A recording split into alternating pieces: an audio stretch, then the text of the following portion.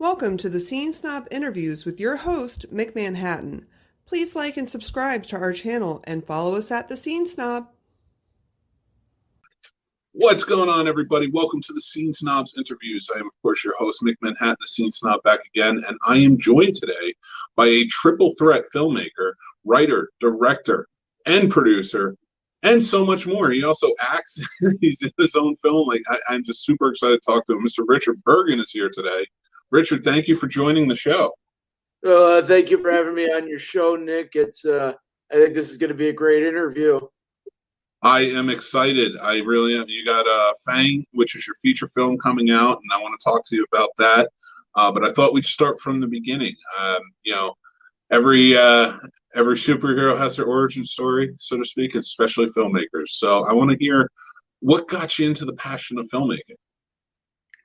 Well, I decided officially that I wanted to be a filmmaker around 2015.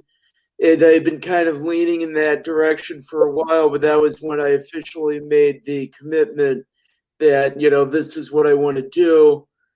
And, I think for me, it's not so much that I want to be a filmmaker, it's that I can't really see myself doing anything else at this point, because it's just, I have the urge to make movies and tell stories through this format. It's just kind of in my blood.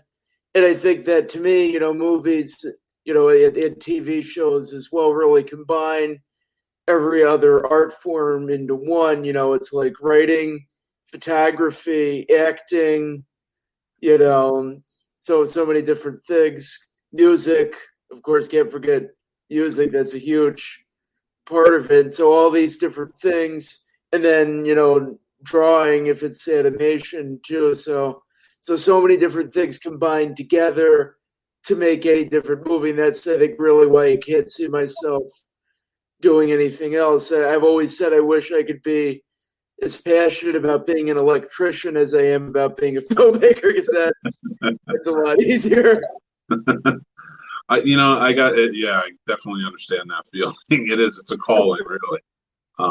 But I love that. And so you've been doing it about 5 years now, and this is your third project that you've written, produced, directed. I was the executive producer of Fangs. I don't want to give my wonderful producer Robert Felker the short shrift, but I was the executive producer. So it's like I was his boss and he's my boss at the same time. It's an interesting relationship. Yes, and the nice part about that is it's like, when you have a producer like that, and even though you've written, you've directed, it's almost, you have to just get simpatico with it and just work together and trust that person and say, like, listen, I need you to be my boss on this. So, absolutely. And how did that work out well? Did you guys get along with that dynamic?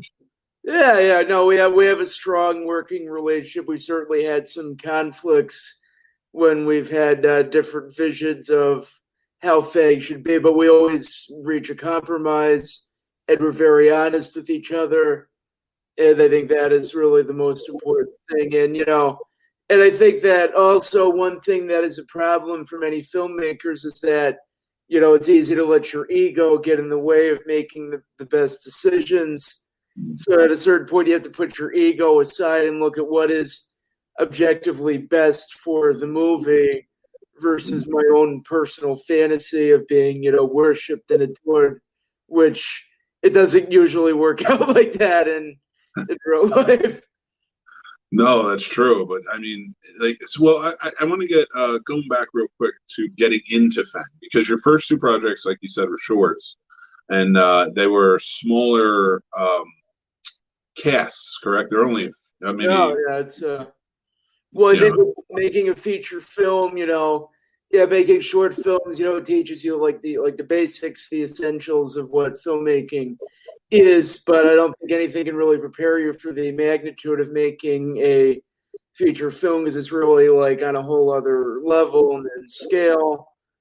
So what got me into feature filmmaking was basically I gave myself the job of being the director of Fangs after I wrote the script for the movie over a period of 5 months. I started writing it in March 2019, then I finished writing it in August, and then we moved into production not too long after that. We filmed in January and February in Chicago. So, so you were like right there up against quarantine. I know, yeah. Well, that's what I was. Yeah, I mean, it was incredibly good timing. We wrapped like a month before the shutdown happened, and everybody was telling me, why are you filming? Why do you want to film in January and February in Chicago? It's so cold. You're going to have a bad time. And and I was worried about the weather potentially, because snow can ruin continuity. Like if there's suddenly a snowstorm and you have to film something outside, then that could be a problem. But we were incredibly lucky with the timing of the filming of Fang, and in March everything shut down, which nobody could have anticipated. But in retrospect, I was incredibly lucky with that. Yeah, absolutely, and that's awesome that it worked out for you, especially in Chicago, like you said, which is you never know what you're going to get at any given moment. Exactly. Yeah, I mean, one day it was like I woke up in the morning, it was like 4 degrees. Then a couple of days later, it was like a high of 50. Yeah, but you were shooting on the 4-degree day, and I was like, "Come on, why couldn't I shoot?" Well, thankfully, most of our filming was done indoors, so that made things easier. Although we did have one day where the location we were filming in, the heat went out in the building, and then we realized it was kind of a general electrical failure because the TV in the living room caught on fire. Oh my God. Yeah, there was this smoke coming out of the TV. So soon after that, we decided to abandon that location, and thankfully we found a different house to film in very quickly. That was a million times better because that house was going to be one of the main settings for Fang, but it didn't really work out that way. But now, yeah, it all worked out in the end miraculously. And I'm glad it did, especially with feature. You never know, like it kind of can go all around and just like throw you for a loop. But when it comes to Fang, I'm gonna talk about the movie a little bit. It is so I haven't seen it. I don't want to give anything away for anybody. Nobody's seen it. We still have another month till it'll be finished, but I hope I think it'll make a big impact on people when it's ready to be unleashed to the world. Well, it's a very cool premise that you have, and if I thank you. Ask you a little bit to for my listeners, if you can explain the premise a little bit, just so that way they get an idea of what's coming. Oh yeah, well, Fang is the story of a young man named Billy Cochran. He is a janitor who lives with his mother in this kind of gritty neighborhood in Chicago, and Billy has undiagnosed autism, so he is very kind of disconnected from the people around him. He's a very isolated, lonely guy.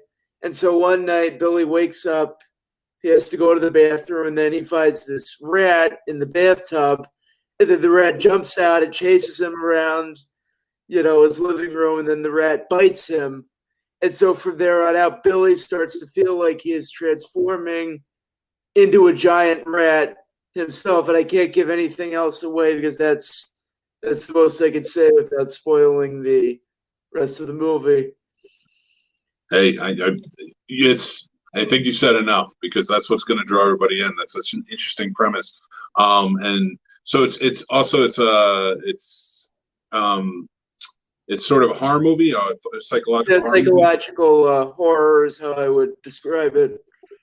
Oh, I love that genre. Are you a big fan of horror?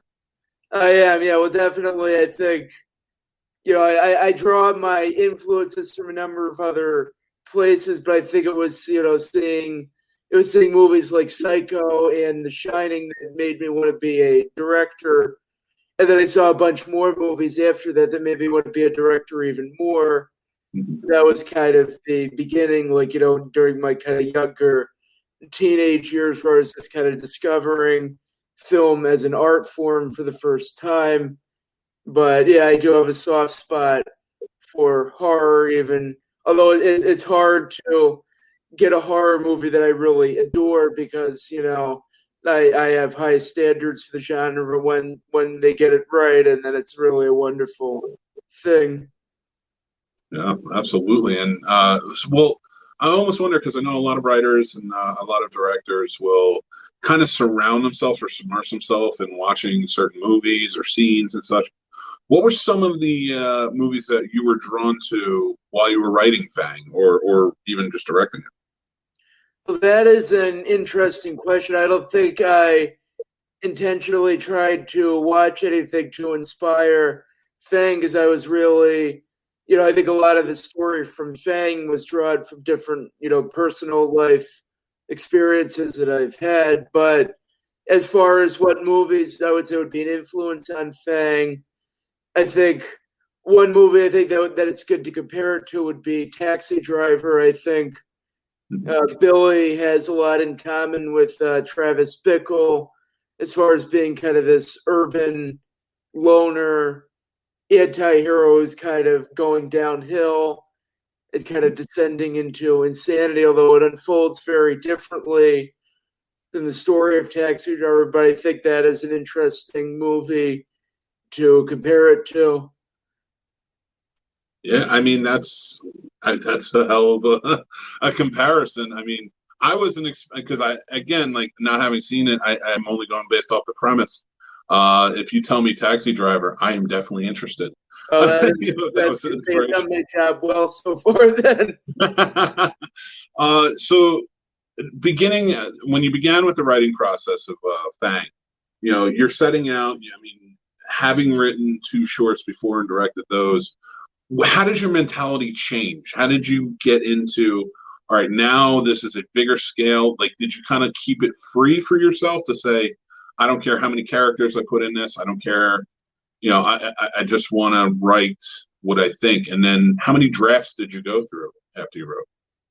well, Fang was actually kind of a smaller scale movie in the sense that there aren't that many main characters or locations. That I did that on purpose so it could be filmed on a lower budget. And I have another, feature film script I've been working on for a while, and that's a somewhat bigger scale, but I wanted to do Fang on a very small scale so I could actually make the movie, because the less money it costs to make, the more likely it is to get made.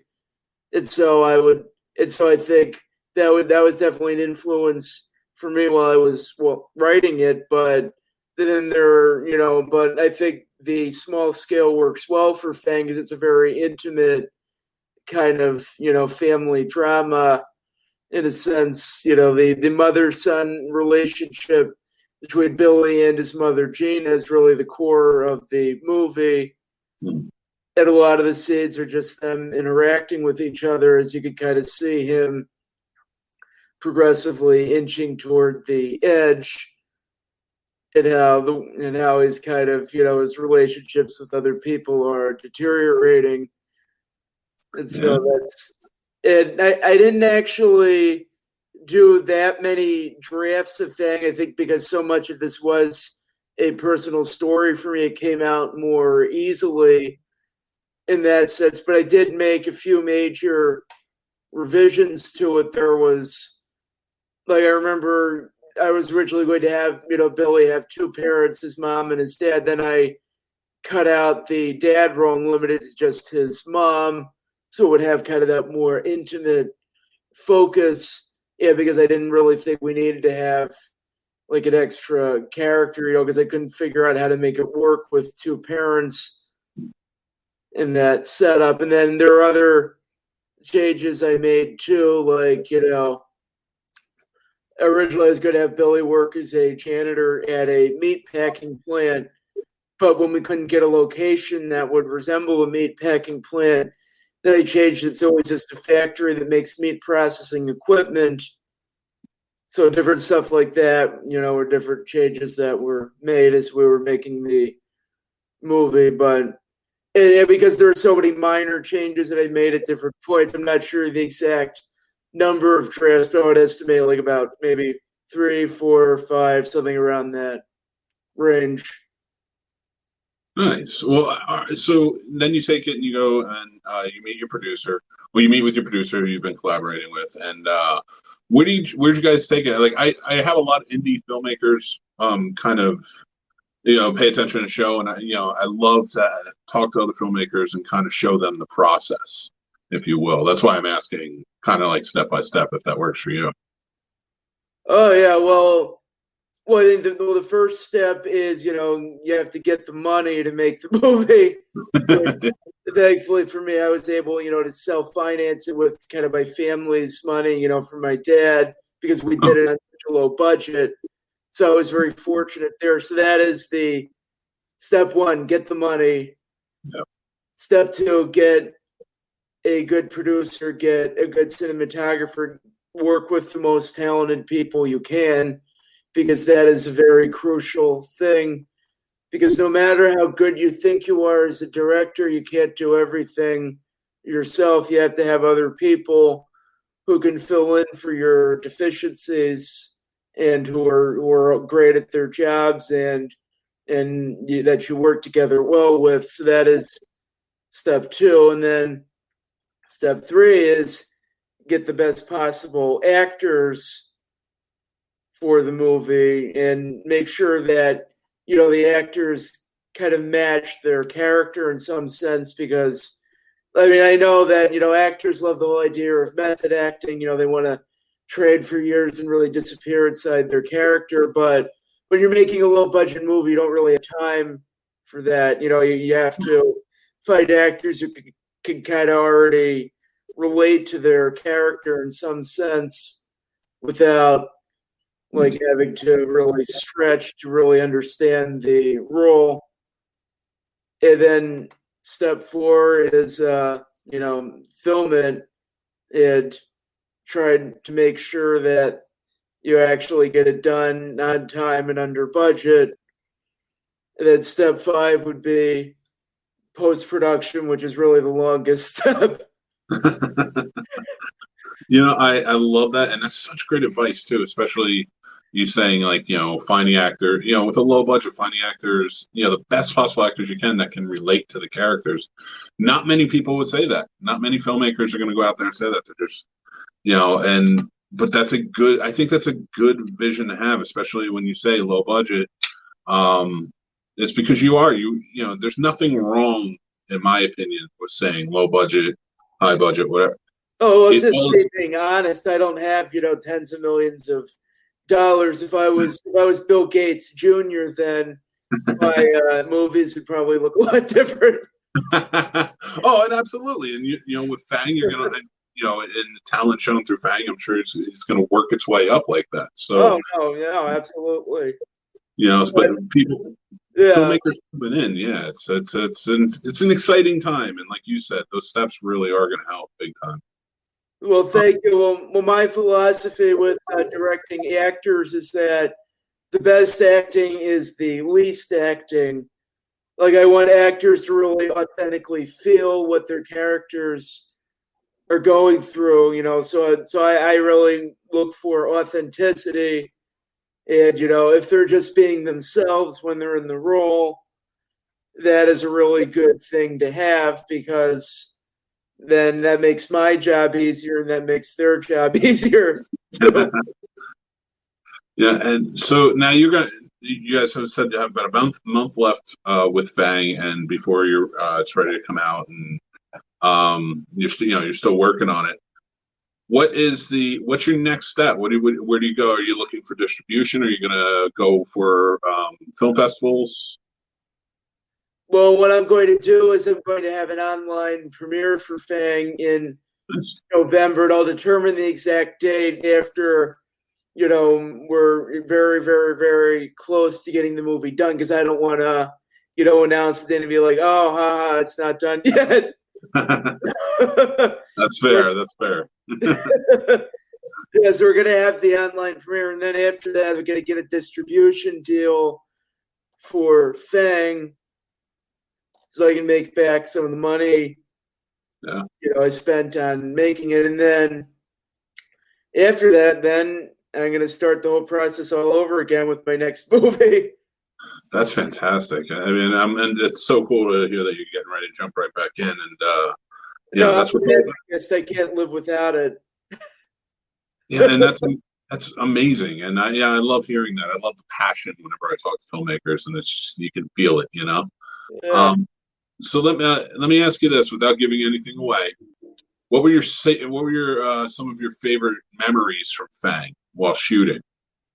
You know, it could be behind the scenes, or it could be just cool special effects or whatever.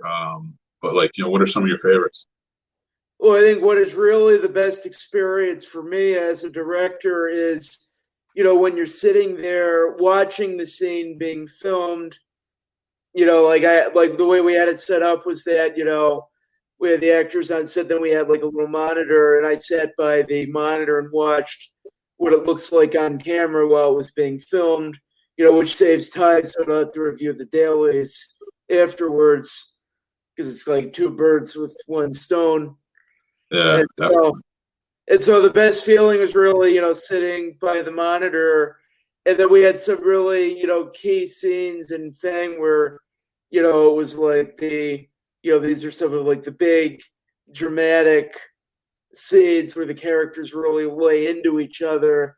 And then just sitting there watching that and just seeing the actors nail it is just an incredible feeling. Like it feels like seeing movie history getting made right in front of you, and seeing, the script that I wrote come to life.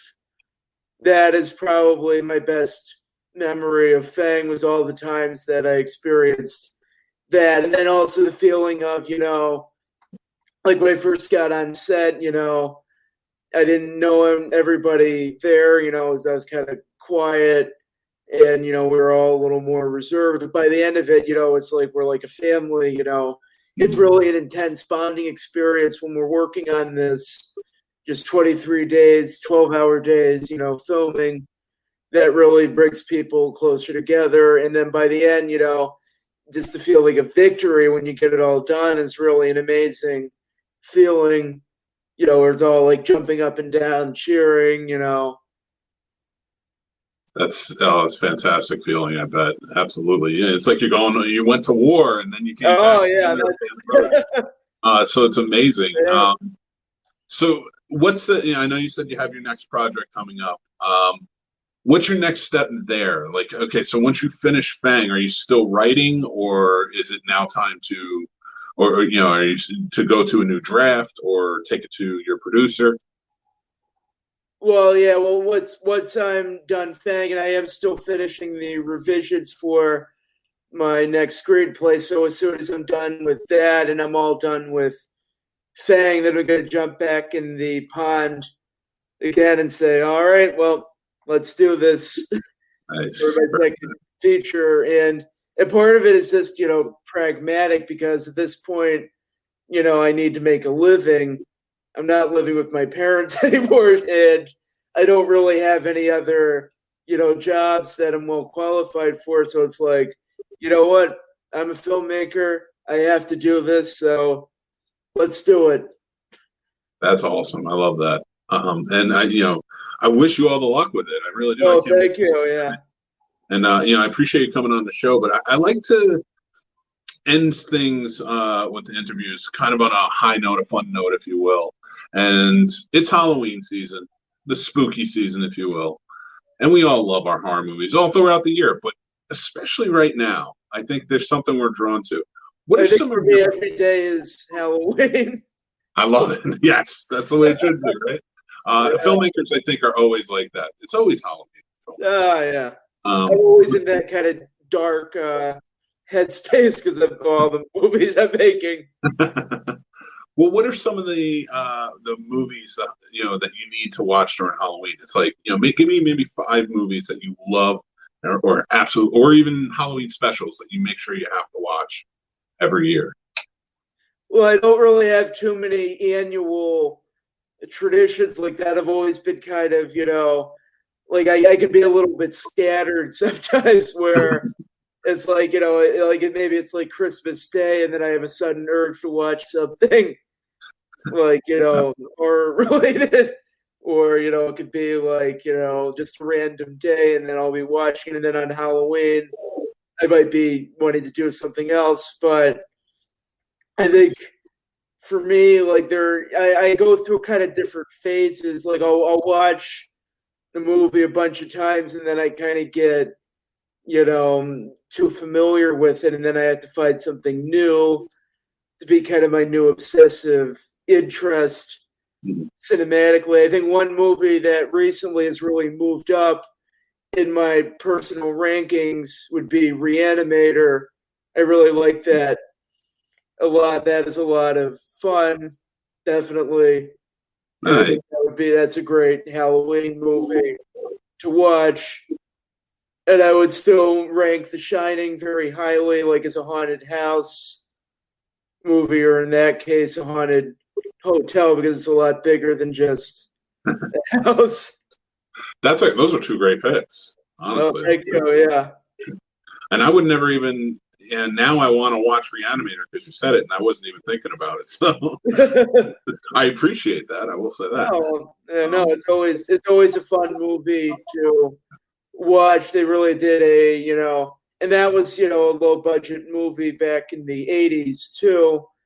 That was made pretty much by outsiders from the studio system, and they really did a fantastic job with it. Just there are no unnecessary scenes. The characters and their relationships are what defines the drama, as well as the drama of the reanimated corpses attacking people.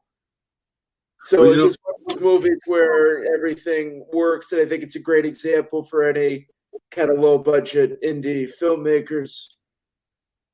I love that, and I wouldn't even thought about that. That's such a great association. It really is. Like, it's a good, because of the production value of that movie and the fine acting that we're getting in that movie. The actors definitely nail their roles like across the board. Absolutely. That's great choices. And I want to ask this too, because everything you're saying to me, like, you really do put the thought into. I can tell. You know how when you talk to filmmakers, it's like, I've noticed this about other movies, and then you're just like, oh, they get it. They definitely get it, and I can tell that about you, Richard. Oh, that's a very nice thing to hear. I mean, my main problem is, if anything, I overthink things. Like, I can't turn it off. Well, all the great directors say that. They say they overthink everything. So, I mean, I think this is like the perfect job for an overthinker, because overthinking is like the norm of what's expected of you every day. Absolutely. It's funny because I'll say that I used to be a producer years ago, living in Los Angeles, doing that whole deal. And my biggest thing was, like you said, you surround yourself around the most talented people and you just trust them. That's what it comes down to. I think as a producer, the best work you can do is find the most talented people and just trust them. And absolutely, yeah. So as a producer, yes, you overthink a lot of things, but when you have a production manager and stuff like that, it's very different, because if you find the people that you trust who can do the job, it's a little easier. Now, directing is a much different beast. I've tried my hand at that. I trust them, but then I still have to guide them. It's like, even though I trust them, it's a complicated relationship. They depend on you. Like, the producer is doing their thing, and I always get that. And I will never put a producer's position down. I know how hard it is. No, I mean, producer is the hardest job. That's why that is one thing. I would never just be purely a producer. I could be the executive producer, but being purely a producer, that is a very tall order.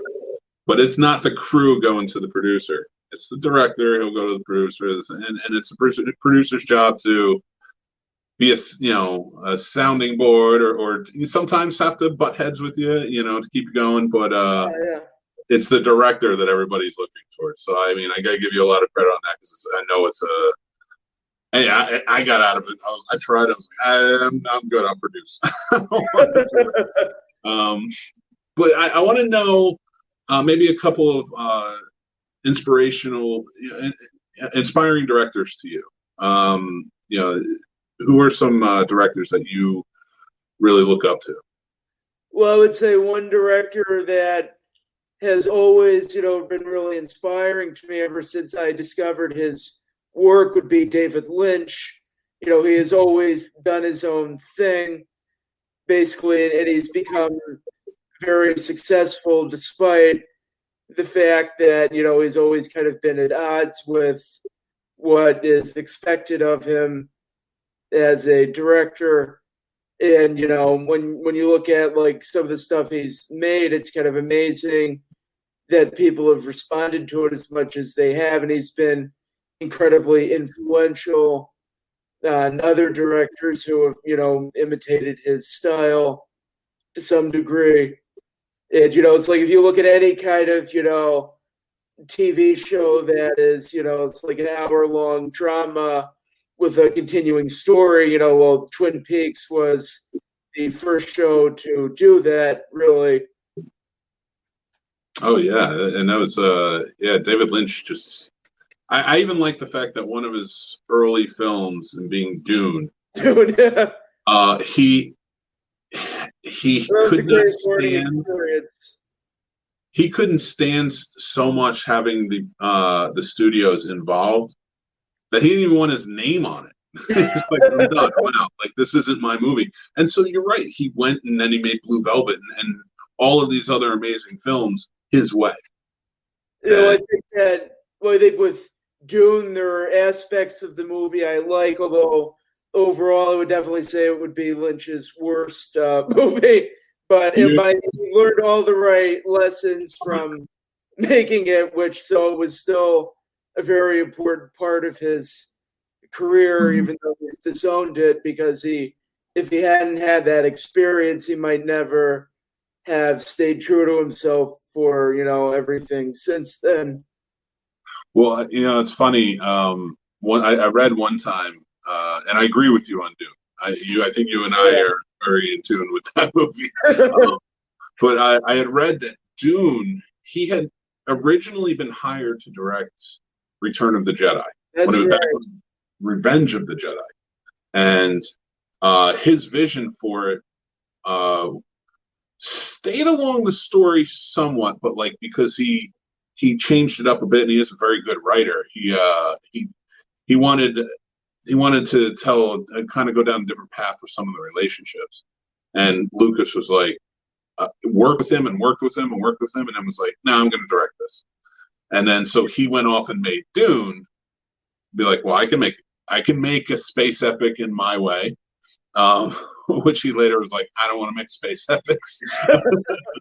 But was that involved with Return of the Jedi? What I had always heard was that David Lynch met with George Lucas, and then they met, for lunch, and then Lucas started trying to show him these are the Ewoks, and then Lynch was like, this is not my thing, and then he just kind of turned down the offer. That I didn't know he was that involved in making it in the early stages. Yeah, I mean, it was very early, and it might have only been meetings like that. I don't know how involved he was. I do know that when you watch Return of the Jedi and Luke, the shots where Luke and Darth are fighting, and they go through the window, and then you see the space battle, and then behind that you see Endor. That was David Lynch's vision. Wow, I didn't know that. That was his way of saying there's a war that expands not just from this battle of father and son. It's expanding all the way out through space battle onto this planet. And then he kept cutting down to Endor to keep showing what's going on. Well, I know. Well, I'm glad something he came up with made it into the movie. That's pretty cool. I didn't know that. Yeah, I mean, and I would love to meet David Lynch just to be like, is this true? Is this true? Because I've read this. And it feels true. It feels like you would come up with something. Yeah. But I don't know for sure, so I can't own it. But if I ever meet him, I will ask. Yeah, well, I'll have to watch Return of the Jedi again, specifically to see what feels like it could have come from Lynch in the movie. Yep. But then we would have never gotten Ewok Adventures, so who knows? I think it's a fair trade. But I do appreciate you coming on the show. I had such a great time talking with you. Yeah, this was great. Well, thank you again for having me on, and I hope everybody who gets to watch Fang when it comes out has a fantastic time watching it. Yes, I love it. I love puns, so I'm always all for it. So yes, everybody. So Fang will be coming out soon enough. We will be promoting it here on thescenesnobs.com when it does. So make sure you're checking it out because it sounds like an awesome movie. I'm very excited for you, Richard, and I cannot wait to see how it does because I know it's going to do well. It'll get distribution. I'm pulling for you, buddy. And anytime you want to come on and promote, please. Reach out to me. I'd love to hear from you. Oh yeah, no, that would be great. Yeah, we had a great, definitely a great interview here, and thank you again. And I hope you have a great rest of your day. You too, sir. Thank you again, and everybody, make sure again look out for Fang. It's coming out soon. I will be posting about it. This is Richard Burgin, director extraordinaire, very smart guy. I'm happy to have talked to today. And you can listen to you can listen to this in podcast format, or if you're watching this on YouTube, please subscribe to the channel and follow us at the Scene Snobs. So thank you, everybody, and I will talk to you soon. Take care.